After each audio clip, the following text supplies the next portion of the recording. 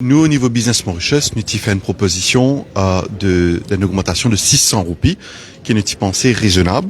Alors, la nouvelle est tombée, ça va être une compensation de 1000 roupies across the board. Alors, d'après nos calculs, 600 roupies, c'est pour une addition à la masse salariale de 2,5 milliards par an. Et à 1000 roupies, il y a une augmentation donc de 4,2 milliards pour une entreprise. C'est un chiffre conséquent et ce chiffre-là veut dire qu'il y a une tendée du ministre et du chairperson, c'est qu'il y a une entreprise qui peut avoir une difficulté pour capable payer 5 000 roupies là, pour besoin d'avoir une mesure de soutien. Donc nous faisons certaines propositions déjà dans nos mémorandums et là nous espérons comment dire, cas par cas, qui nous peut capable permettre ça une entreprise qui a un problème payé là, trouve une solution. Probablement une entreprise qui dans un labor intensive secteur qui a besoin beaucoup main d'œuvre, se bouge certaines difficultés et aussi une PME qui est quand même encore très fragilisée depuis pendant cette période de reprise. À la fin du jour, c'est ça qui est important, c'est que employeur et employé retrouvent eux. Si l'augmentation est de 1000 roupies, par derrière, nous bisons assurer nous ensemble qu'il y ait une augmentation de la productivité qui nous capable de créer de la richesse et développer la richesse pour qu'il nous capable sortir gagnant-gagnant et qu'il nous capable justement réussir à absorber cette augmentation-là. La proposition qu'il a fait.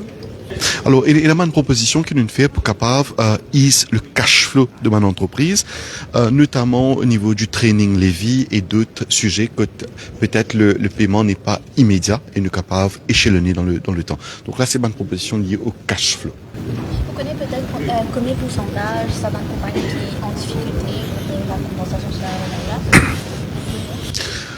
Alors, une compagnie qui a une difficulté pour payer, c'est surtout une compagnie qui a beaucoup de labor intensive operations, que tu emploies beaucoup de monde. Aujourd'hui, nous cause surtout une entreprise dans le secteur manufacturier, dans le secteur retail et la distribution. C'est ça, même qui a beaucoup employés par OPI. Et de l'autre côté, c'est aussi beaucoup les PME. Alors, il y a une PME qui a un peu plus de monde, donc ce point un coût plus important pour gérer. Mais le taux d'inflation, vous trouvez qu'il est satisfaisant? Alors, nous, argument, c'était que pendant 10 ans, Maurice a une inflation faible, en dessous de 5%. Et dans le principe général, quand il y a une inflation faible, paye une compensation salariale. Hein, c'était le principe acquis. Mais pourtant, pendant 10 ans, nous payons compensation salariale année après année. Donc, dernière fois qu'il y a eu un taux aussi fort d'inflation dans les derniers 20 ans, c'était en 2007. En 2007, l'inflation était aussi à 10,7%. Et en 2007, il y a une compensation salariale qui était à peu près à 8% et qui était cap un maximum de 400 roupies.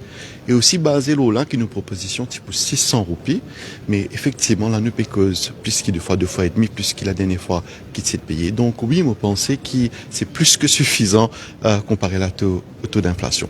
Et il y a les autres affaires qui nous peuvent bien faire autour d'impôt de substitution, il y a les autres projets pour aider à soulager les personnes. Et ça c'est un travail qui nous a fait en commun tous les parties concernées ensemble.